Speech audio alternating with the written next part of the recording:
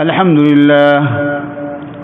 لله نحمده ونستعينه ونستغفره ونؤمن به ونتوكل عليه ونعوذ بالله من شرور أنفسنا ومن سيئات أعمالنا من يهده الله فلا مضل له ومن يضلله فلا هادي له ونشهد أن لا إله إلا الله وحده لا شريك له ونشهد أن سيدنا ومولانا محمدا عبده ورسوله صلى الله تعالى عليه وعلى آله وأصحابه أجمعين أما بعد فأعوذ بالله من الشيطان الرجيم بسم الله الرحمن الرحيم اهدنا الصراط المستقيم صراط الذين أنعمت عليهم غير المغضوب عليهم ولا الضالين صدق الله العظيم. معزز سامعین، اللہ تبارک و تعالی جو بھی چیز بناتے ہیں، تخلیق کرتے ہیں، ترتیب دیتے ہیں، وہ پرفیکٹ ہوتی ہے، لا ریب ہوتی ہے، لا شک ہوتی ہے. سارے جہاں والے مل جائیں، سارے جہاں کے بڑے بڑے دماغ مل جائیں اور سوچیں مل جائیں تو سارے کے سارے یہ لوگ مل کر اللہ تبارک و تعالیٰ کی تخلیق میں، اللہ تعالیٰ کی بناوٹ میں، اللہ تعالیٰ کی سجاوٹ میں، اللہ تعالیٰ کی کاریگری میں کوئی کمی بیشی نہیں نکال سکتے. دنیا میں کوئی انسان کوئی بھی چیز بنا لے، یہ دعویٰ نہیں کر سکتا کہ میری یہ چیز پرفیکٹ ہے، لا ریب ہے، لا شک ہے، یا اس سے بہتر کوئی بنا نہیں سکتا، کسی کو چیلنج نہیں دے سکتا. دنیا والے کوئی چیز بھی بنا لے تو یہ چیلنج نہیں دے سکتے کہ اس جیسی کوئی چیز بنا نہیں سکتا. اللہ تبارک و تعالی جو بھی چیز بناتے ہیں اس کے بارے میں چیلنج دیتے ہیں کہ اس جیسی چیز کوئی بنا نہیں سکتا، اس میں کوئی کمی بیشی نکال نہیں سکتا، یہ لا ریب ہے، لا شک ہے. ایک مقام پر فرمایا ما ترى فی خلق الرحمن من تفاوت، تم اللہ تبارک و تعالیٰ کی تخلیق میں کوئی کمی بیشی نہیں پاؤ گے. فرجع البصر، اپنی آنکھوں کو دوڑاؤ، دیکھو هل ترى من فطور، کیا تمہیں کوئی کمی بیشی نظر آتی ہے؟ ثم ارجع البصر كرتين ينقلب اليك البصر خاسئا وهو حسير، تو اپنی نظروں کو بار بار دوڑاؤ، تمہاری نظریں تھک ہار کر واپس آ جائیں گی. اللہ تعالیٰ کی بناوٹ میں، اللہ تبارک و تعالیٰ کی سجاوٹ میں، کاریگری میں کوئی کمی بیشی نہیں نکال سکو. اللہ تبارک و تعالیٰ کا سورج پرفیکٹ ہے، اس کے بنائے ہوئے پھل لا ریب لا شک ہیں. اللہ تبارک و تعالیٰ نے جو انسانوں، جانوروں، پرندوں، درندوں، کیڑے مکوڑوں کا نظام بنایا وہ پرفیکٹ ہے، لا ریب ہے، لا شک ہے. آج دنیا بہت ترقی کر گئی ہے، لیکن اس کے باوجود بھی بہت ساری چیزیں اللہ تبارک و تعالیٰ نے جو چیزیں بنائی ہیں ان کے سامنے انسان عاجز ہے. اللہ تعالیٰ کے سورج میں انسان نہ کوئی کمی بیشی نکال سکتا ہے، نہ اللہ تعالیٰ کے سورج جیسا کوئی سورج بنا سکتا ہے. اللہ تبارک و تعالیٰ کے بنائے ہوئے پھلوں کے نظام کے اندر کوئی انسان کمی بیشی نہیں نکال سکتا. نہ اللہ تعالیٰ نے جیسے پھل بنائے ہیں ویسے پھل بنا سکتا ہے۔ اللہ تبارک و تعالیٰ نے آنکھیں بنائیں، سارے جہاں والے مل جائیں تو سارے جہاں والے مل کر ایک آنکھ بھی نہیں بنا سکتے، اور نہ آنکھ کی تخلیق میں کوئی کمی بیشی نکال سکتے ہیں۔ ایسے ہی دوستو، جیسے اللہ تبارک و تعالیٰ کی ہر چیز لا ریب لا شک ہے، ایسے ہی اللہ تعالیٰ کا قرآن بھی لا ریب اور لا شک ہے۔ سارے جہاں والے مل جائیں اس جیسی کتاب بنا نہیں سکتے۔ سبحان اللہ، کیا پیارا انداز ہے۔ دنیا کے مصنفین اپنا ابتدا میں نام لاتے ہیں، ابتدا میں لکھتے ہیں، درمیان میں نام لانا مشکل ہوتا ہے۔ اللہ تعالیٰ کا یہ کلام اتنا پیارا کلام ہے کہ اللہ تبارک و تعالیٰ کے پیارے پیارے نام ہر صفحے پر نظر آتے ہیں، اور اس حسین ترتیب پر نظر آتے ہیں کہ اس کی خوبصورتی اور اس کی بناوٹ اور سجاوٹ میں کوئی کمی بیشی نظر نہیں آتی۔ اگر کوئی مصنف اپنا نام درمیان میں بار بار لانا چاہے تو عجیب سا نظر آئے گا، لیکن اللہ رب العزت کے نام سبحان اللہ سورہ فاتحہ سے شروع ہو گئے ہیں اور قرآن کے ہر صفحے میں موجود ہیں۔ یہ قرآن مجید کا ایک پیارا انداز ہے اور معجزانہ انداز۔ پھر دنیا کی کتابیں، کچھ کتابیں ہوتی ہیں کچھ عرصے کے بعد وہ پرانی نظر آنے لگتی ہیں، ان کا انداز پرانا ہو جاتا ہے۔ ہمارے ہاں درس نظامی کی کئی کتابیں ایسی ہیں جس میں ہم کہتے ہیں اس کا انداز پرانا ہو گیا، لیکن قرآن مجید کا آج بھی انداز دیکھو، سبحان اللہ، ایک پیارا انداز ہے، اور ایسا اندازہ جیسے کہ ابھی نزول ہوا ہو، سبحان اللہ۔ اور پھر دنیا والے، کتابوں والے، کوئی کتاب والا یہ دعویٰ نہیں کر سکتا کہ میری یہ کتاب ہے، یہ لا ریب لا شک ہے، صرف اللہ تبارک و تعالیٰ کے، کہ اللہ تبارک و تعالیٰ اپنی کتاب کے بارے میں کہہ رہے ہیں ذالک الکتاب لا ریب فیہ، اس میں کوئی شک نہیں ہے۔ پھر دنیا کی کتابیں پڑھو تو پڑھنے کے بعد کچھ عرصے کے بعد انسان کے اندر اس کی لذت میں کمی کا احساس ہوتا ہے۔ انسان کہتا ہے میں نے بار بار پڑھ لیا۔ تو میں عرض کر رہا تھا کہ دنیا کی کتابیں بار بار پڑھی جائیں تو ان کی لذت میں کمی آ جاتی ہے، پھر پڑھنے کو جی نہیں چاہتا۔ اللہ تعالیٰ کے یہ قرآن سبحان اللہ بار بار پڑھو تو اس کی لذت میں اضافہ ہوتا ہے، کمی نہیں ہوتی۔ ماشاءاللہ حرمین شریفین کے امام سورہ فاتحہ پڑھتے ہیں، اور سورہ فاتحہ ہم نے زندگی میں کتنی بار سنی ہوتی ہے، ہزاروں لاکھوں بار سن چکے ہوتے ہیں، لیکن پھر جب حرم شریف کا امام اپنے وجد کے ساتھ اس کو پڑھتا ہے ایسا لگتا ہے آج ہی اتر رہا ہے یہ قرآن، سبحان اللہ۔ اور یہ تو انسانوں کی زبان سے ہے۔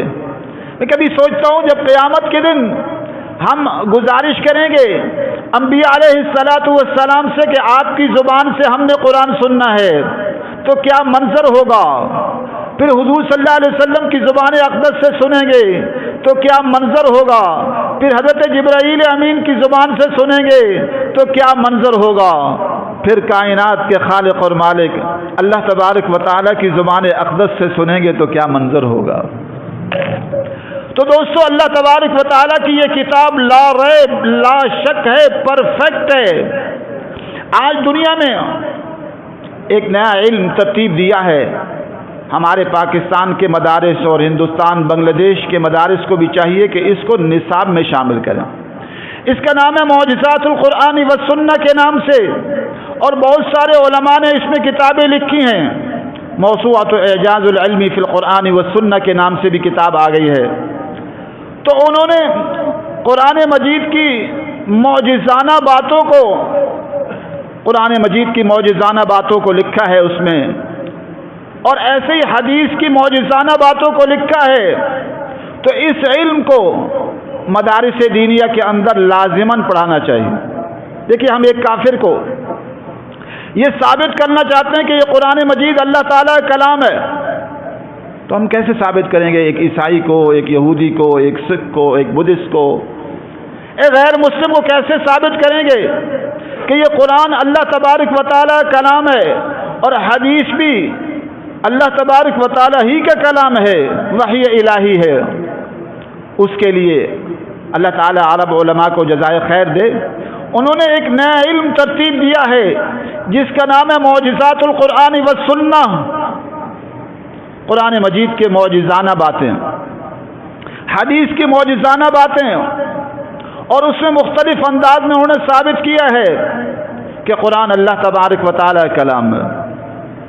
قرآن کریم کی معجزانہ باتیں غیبی اعتبار سے، یعنی قرآن مجید نے بہت ساری چیزوں کی پہلے اطلاع دی کہ یہ ہوگا۔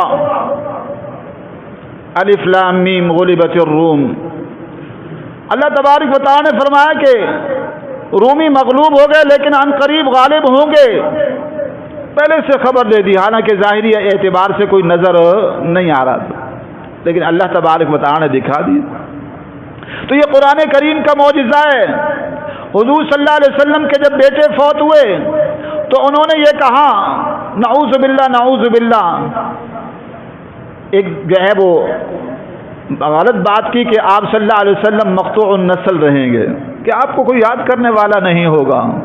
تو قرآن مجید نے اس وقت اعلان کر دیا انا اعطیناک الکوثر فصل لربک وانحر ان شانئک هو الابتر، ہم نے آپ کو تو بے حساب بھلائیاں عطا فرما دی، آپ اللہ تبارک و تعالیٰ کے لیے نماز پڑھیے اور قربانی کیجیے، آپ کا دشمن ہی مقطوع النسل رہے گا۔ آپ صلی اللہ علیہ وسلم کی اولاد تو بیٹے تو وفات پا گئے، لیکن میرے نبی کا نام آج پوری دنیا میں چمک رہا ہے۔ کوئی علاقہ ایسا نہیں ہے جہاں اشہد ان محمد رسول اللہ کی آواز نہ آتی ہو، ہر جگہ آوازیں گونج رہی ہیں۔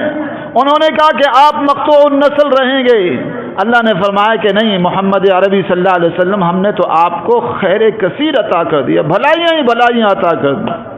آقا کا نام آج پوری دنیا میں چمک رہا ہے۔ اور تو اور پھر چلے جاؤ مسجد نبوی میں جا کر دیکھو، محمد عربی صلی اللہ علیہ وسلم کو اللہ تبارک و تعالیٰ نے کیا شان نصیب فرمائی ہے، دنیا بھر سے لوگ دیوانہ وار آ رہے ہیں اور آپ صلی اللہ علیہ وسلم کے قریب بیٹھنے کو کتنی سعادت سمجھتے ہیں۔ تو قرآن کریم نے معجزانہ باتیں سائنسی اعتبار سے بھی اللہ تبارک و تعالیٰ نے مثلا سورج کے متعلق فرمایا والشمس تجری لمستقر لها، اس وقت پہلے دور میں کہا تھا کہ سورج فلاں آسمان میں لگا ہوا ہے، ایک جگہ چپکا ہوا ہے، تو قرآن نے کیا کہا اس دور میں، کہا والشمس تجری، سورج کیا ہے، والشمس تجری لمستقر لها ذلك تقدیر العزیز العلیم، سورج گھوم رہا ہے اور یہ بناوٹ ہے اور اس قدرت والی ذات کی اور شان والی ذات کی۔ ایسے ہی قرآن مجید نے جو ضابطے اور اصول بیان کیے وہ تمام ضابطے لا ریب ہیں، لا شک ہیں ہر اعتبار سے، اس میں پورے کا پورا مثلا قرآن نے طب کے متعلق فرمایا کلوا واشربوا ولا تسرفوا، سبحان اللہ، ایک آیت کے اندر پوری طب کو بیان کر دیا، کلوا واشربوا ولا تسرفوا، کھانے پینے کا حکم بھی دیا، یہ بھی نہیں کہ نہ کھاؤ، کھاؤ اور پیو، لیکن آگے قید لگا دی کیا، ولا تسرفوا، اسراف نہ کرو، اسراف نہ کرو، سبحان اللہ۔ تو قرآن مجید کے ضابطے لا ریب ہیں، لا شک ہیں۔ میں نے جو آیت پڑھی، اس آیت میں اللہ تبارک و تعالی فرما رہے ہیں، ہمیں حکم دے رہے ہیں کہ یہ دعا کیا کرو، اہدنا الصراط المستقیم، اے اللہ ہمیں سیدھا رستہ دکھا دے، سیدھا رستہ۔ زندگی کے لاکھوں شعبے ہیں، ہزاروں لاکھوں شعبے میں ہیں، ہر شعبے میں سیدھا رستہ، گھر کی زندگی سیدھا رستہ، بیوی کے ساتھ معاملہ ہوں سیدھا رستہ، شوہر کے ساتھ معاملات ہوں سیدھا رستہ، اور تجارت کے معاملات ہوں سیدھا رستہ، حکومت کے معاملات ہوں سیدھا رستہ، زندگی کے ہر شعبے میں ہمیں سیدھے رستے کو مانگا گیا۔ ایک کیسی پیاری دعا ہے، اہدنا الصراط المستقیم، فرمایا اللہ ہمیں سیدھا رستہ دکھا دے، صراط الذین انعمت علیہم، اے اللہ ان کا راستہ جن پر تو نے انعام کیا، جن پر تو نے انعام کیا۔ آج ہماری تباہی کی بڑی وجہ کیا ہے؟ ہم ان لوگوں کے راستے پر چل پڑے جو یہود و نصارہ کا راستہ ہے، غیر المغضوب علیہم ولا الضالین، اس سے پناہ مانگی گئی۔ یہ جمہوریت کا راستہ کس کا راستہ ہے؟ یہ یہود و نصارہ کا راستہ ہے، انعام یافتہ لوگوں کا راستہ نہیں ہے۔ صراط الذین انعمت علیہم، دعا کی گئی کہ یا اللہ ہمیں ان کا راستہ دکھا جن پر تو نے انعام کیا، اور انعام یافتہ لوگ کون ہیں؟ اولئک الذین انعم اللہ علیہم من النبیین والصدیقین والشہداء والصالحین۔ صراط مستقیم انبیاء علیہ السلام کا راستہ ہے۔ آج جمہوریت کے لوگ جمہوریت کی جو باتیں کرتے ہیں، بتائیں کہ انبیاء علیہ السلام نے اس کو اختیار کیا؟ اور جمہوریت کے ذریعے سے آج میں سوچ رہا تھا، کبھی بھی انسان اچھائی کے راستے پر نہیں چل سکتا، کیونکہ جب جمہوریت کا راستہ کیا ہے کہ آپ نیچے والوں کے احسان مند رہتے ہیں۔ نیچے والوں کیا ہے؟ احسان مند رہتے ہیں۔ مثال کے طور پر آپ کی جماعت ہے، تو آپ کی جماعت کے جو نیچے والے ہیں، جن کے ذریعے سے آپ کی جماعت بنی ہے، آپ اس کے ذریعے سے ووٹ لیں گے اور ووٹ لے کر آگے آئیں گے، پھر حکومت بنائیں گے، تو آپ اپنے علاقے والوں کے احسان مند ہوں گے کہ اس علاقے والوں نے ہمیں کیا دیا؟ ووٹ دیے ہیں۔ اب وہ غیر شرعی بات کر رہے ہیں، غلط بات کر رہے ہیں، تو آپ انہیں کچھ کہہ نہیں سکتے، یہ میرے خلاف کھڑے نہ ہو جائیں، ان کے احسان مند۔ پھر آگے جو آپ کے وہاں کے پارٹی کے ورکر ہیں، ساری پارٹی کے محتاج، کہ پارٹی ناراض نہ ہو جائے، علاقے والے ناراض نہ ہو جائیں، پارٹی ناراض نہ ہو جائے، ہمارے ورکر ناراض نہ ہو جائیں، تو یہ جو راستہ ہے جمہوریت کا غیر فطری راستہ ہے۔ ہر وقت انسان کو اللہ کی رضامندی کی فکر نہیں ہوتی، بلکہ کس کی فکر ہوتی ہے؟ پارٹی کی۔ یار وہ ہمارا سیکرٹری جنرل ہے، ناراض ہو جائے گا، وہ علاقے کا ہماری جو ہے وہ فلاں علاقے والے ناراض ہو جائیں گے، ہمارے سپورٹر ناراض ہو جائیں گے، ہمارے ووٹ دینے والے ناراض ہو جائیں گے۔ یہ راستہ ہی ایسا راستہ جس کے اندر ساری فکر مخلوق کو راضی کرنے کی ہوتی ہے، جبکہ قرآن و سنت نے جو ہمیں راستہ دیا ہے اس میں ساری فکر کس کو راضی کرنے کی ہوتی ہے؟ اللہ کو راضی کرنے کی، مخلوق کی کوئی فکر نہیں۔ مجھے ساتھی کہتے ہیں آپ جماعت بنا لیں، آپ وہ ایک جماعت بنائیں۔ میں نے کہا ان کو راضی کون کرے گا؟ یہ جو جماعت بنائیں گے، میرا زندگی کا ایک بڑا حصہ تو ان کو راضی کرنے میں لگ جائے گا، اور یہ راضی ہوں گے ہی نہیں، یہ راضی ہوں گے ہی نہیں، ناراض ہی رہیں گے۔ اور پھر کہیں ہم نیک کام کرنا چاہتے ہیں تو کبھی کوئی ناراض ہو جائے گا، کبھی کوئی ناراض ہو جائے گا۔ اس لیے آپ صلی اللہ علیہ وسلم نے کوئی باقاعدہ جماعت نہیں بنائی تھی، کوئی جماعت کا سیکرٹری جنرل ہو، کوئی پارٹی کا ممبر ہو، یہ سیکرٹری جنرل ہے، یہ نائب صدر ہے، یہ فلاں صدر ہے، کوئی بنائی؟ آپ صلی اللہ علیہ وسلم نے کوئی جماعت نہیں بنائی۔ آپ نے ایک فکر دی، ایک سوچ دی، ایک طاغوتی نظام کے خلاف سوچ دی، اور ایک فکر دی، اور اس فکر میں لوگ جڑتے چلے گئے۔ ہم بھی یہی سوچ پیدا کرنے کی کوشش کر رہے ہیں، ہم ایک سوچ دے رہے ہیں کہ یہ طاغوتی نظام ہے۔ آج سارے کے سارے پریشان ہیں، آج سارا نظام ہمارا ہچکولے کھا رہا ہے، عدلیہ کا نظام ہچکولے کھا رہا ہے، کیونکہ عدلیہ کی بنیاد قرآن و سنت پر نہیں ہے۔ حکومت کا نظام ہچکولے کھا رہا ہے، حکومت کا نظام جو اس کی بنیاد قرآن و سنت پر نہیں ہے، اور جو ہماری حکومتیں ہیں جمہوریت والی وہ ہچکولے کھا رہی ہیں۔ آج نظر آ رہا ہے جی فلاں نے کرپشن کی، فلاں نے کرپشن کی، فلاں نے کرپشن کی، ہم تو کہتے ہیں کی۔ آسان طریقہ ہے اس کا، اس کے لیے طریقہ یہ ہے، اب یہاں آپ عدالتوں میں جاؤ گے لمبے کھاتے ہیں. اصول وضع کر لو کہ ہر انسان اتنے اثاثے رکھ سکتا ہے، اور خصوصاً جو عہدہ سنبھالیں گے وہ اتنے اثاثے رکھ سکتے ہیں. آپ یہ کر لیں ایک کنال سے زیادہ کوئی شورا کا ممبر کوئی اثاثے نہیں رکھ سکتا، مکان نہیں رکھ سکتا. ایک کنال بہت ہے. صحابہ کرام جھگیوں میں رہے اور آپ صلی اللہ علیہ وسلم اور صحابہ کرام مٹی کے مکانوں میں رہے. چلو ہم زیادہ کر لیتے، ایک کنال بہت ہے. سارے باقی جتنے بھی ہوں گے شورا کے ممبران، امیر، حکومت کے افسران، پولیس کے افسران، فوج کے افسران ایک کنال کی جو ہے وہ پلاٹ رکھ سکیں گے اور گھر رکھ سکیں گے. اس سے زیادہ نہیں. چھوٹا رکھے تو اور اچھی بات ہے، 10 مرلے میں بھی ہو سکتا ہے، 7-8 مرلے میں بھی گزارا ہو سکتا ہے، لیکن چلو صحیح ہم مان لیتے ہیں ایک کنال کا. باقی سارے کا سارا جو حکومت میں آئیں گے، جو عہدے رکھیں گے، ان کے لیے لازم ہوگا کہ سب سے پہلی چیز ہے وہ نماز کے پابند ہوں گے. اور شریعت کا بھی یہی حکم ہے، وہ قرآن و سنت کی تعلیم حاصل کریں گے، وہ نماز کی پابندی کریں گے اور قرآن و سنت کی تعلیم حاصل کریں گے. سنت کے مطابق داڑھی اور پگڑی کا اہتمام رکھیں گے، سادہ زندگی بسر کریں گے، ایک کنال سے زیادہ اپنا مکان نہیں رکھیں گے، اور جب تک حکمران رہیں گے تجارت نہیں کریں گے. یہ بڑی اہم بات ہے. اسلام اجازت نہیں دیتا کہ آپ حکمران بھی رہیں اور تجارت بھی کریں.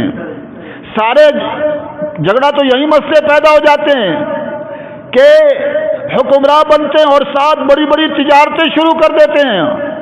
تو جو حکمراں ہوں گے، چاہے وہ امیر ہو اور چاہے وہ شورا کے ممبر ہوں اور چاہے وہ افسران ہوں، پولیس اور فوج کے افسران ہوں، اور ان کی تنخواہیں بھی کم سے کم رکھی جائیں.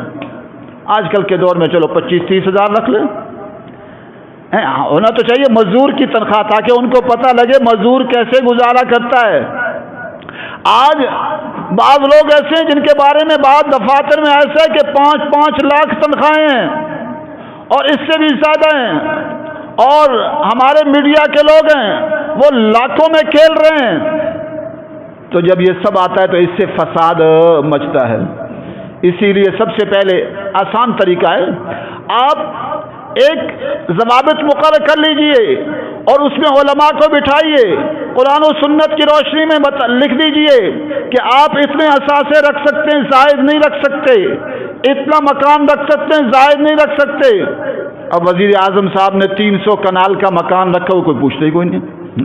باقیوں کے مکان کی بحث چل رہی ہے کہ جی فلاں نے، لیکن وزیر اعظم صاحب کو چھوٹ ہے، اور وزیر اعظم صاحب کی پارٹی وہ بھی چھوٹ ہے. یہ ہمیشہ رہا، جب بھی آئے اگر پیپل پارٹی کی حکومت آئی تو وہ مسلم لیگ اور فلاں کے متعلق تو باتیں کرتی رہی، اپنوں کو چھوٹ رہی. اب یہاں بھی تحریک انصاف کی حکومت ہے، اپنوں کو چھوٹ ہے اور باقی سب کو پکڑا جا رہا ہے. اس سے مسائل بگڑیں گے. ہم تو کہتے ہیں سب کے لیے ایک ضابطہ بنایا جائے اور قرآن و سنت کی روشنی میں سب کے لیے لازم کیا جائے کہ سب قرآن و سنت کی تعلیم کو لازماً حاصل کریں گے. لازم ہوگا، اور ہر ایک کے لیے لازم ہوگا کہ تبلیغی جماعت میں 4 مہینے تبلیغی جماعت میں لگا لے، اور جہاد کی تربیت بھی لازمی ہو تاکہ ہم ہندوستان کو فتح کر سکیں، کشمیر کو فتح کر سکیں. آج تو یہ بھی ختم کیا جا رہا ہے کہ جی اب جہاد بھی ختم ہو گیا ہے. اوپر سے آرڈر آتا ہے، ایک سوچ آتی ہے اب جہاد ختم. جنرل پرویز مشرف کا آرڈر ابھی تک وہی چل رہا ہے کہ جی جہاد ختم ہے تو ہندوستان کو کیسے فتح کریں گے، کشمیر کو کیسے فتح کریں گے. اللہ اکبر. تو یہ جو راستے اختیار کیے قرآن و سنت کے خلاف ہیں. اس لیے راستہ صراط مستقیم راستہ کن کا ہے؟ انبیاء علیہ الصلوۃ والسلام کا راستہ. اور ہماری تباہی اور پریشانیوں مصائب کی بڑی وجہ کیا ہے کہ یہود و نصارہ کا راستہ اختیار کیا گیا ہے. یہود و نصارہ کے قوانین اختیار کیے گئے ہیں، برطانوی انگریز کے قوانین چل رہے ہیں. ابھی ایک پروگرام دیکھ رہا تھا، آ رہا تھا جی سکول و کالجوں کے اندر منشیات بہت زیادہ عام ہو چکی ہیں. سکول و کالجوں کے جو اساتذہ ہیں وہ بھی منشیات کا استعمال کر رہے ہیں، اور طلبہ اور طالبات بھی منشیات کا استعمال کر رہے ہیں. کیا وجہ ہے؟ اس لیے کہ یہ انگریز کا نظام ہے. مدارس دینیہ میں بچت ہے کچھ، اس لیے کہ قرآن و سنت کا نظام ہے. اب مدارس دینیہ کے بچے اور بچیاں اساتذہ استانیہ منشیات کا ایسا استعمال نہیں ہے کہ تھوڑا بہت کہیں اللہ تعالیٰ معاف فرمائے اور آیا ہو اور بات ہے، ورنہ مجموعی سطح پر بچے ہوئے ہیں. اور سکولوں کے اندر اور کالجوں کے اندر اور عدالتوں کے اندر اور حکمرانوں کا حال یہ ہے. اب آ رہا جی رانا ثناء اللہ نے اتنے منشیات استعمال کیے، اور یہ اب سے نہیں، ایک عرصے سے. تو آپ ابھی تک سو رہے تھے، حکومت سو رہی تھی، ہماری عدالتیں سو رہی تھیں، لیکن چونکہ آج وہ حزب اختلاف میں ہیں تو اس لیے ان کی کمیاں نظر آ رہی ہیں اور اپنے کوئی کمیاں نظر نہیں آ رہی. اس لیے اگر ہم چاہتے ہیں کہ ہم کامیابی حاصل کریں تو ہمیں قرآن و سنت کو، نظام کو اپنانا ہوگا. اللہ تعالی ہم سب کو اس کی توفیق نصیب فرمائے. وآخر دعوانا الحمدللہ رب العالمین.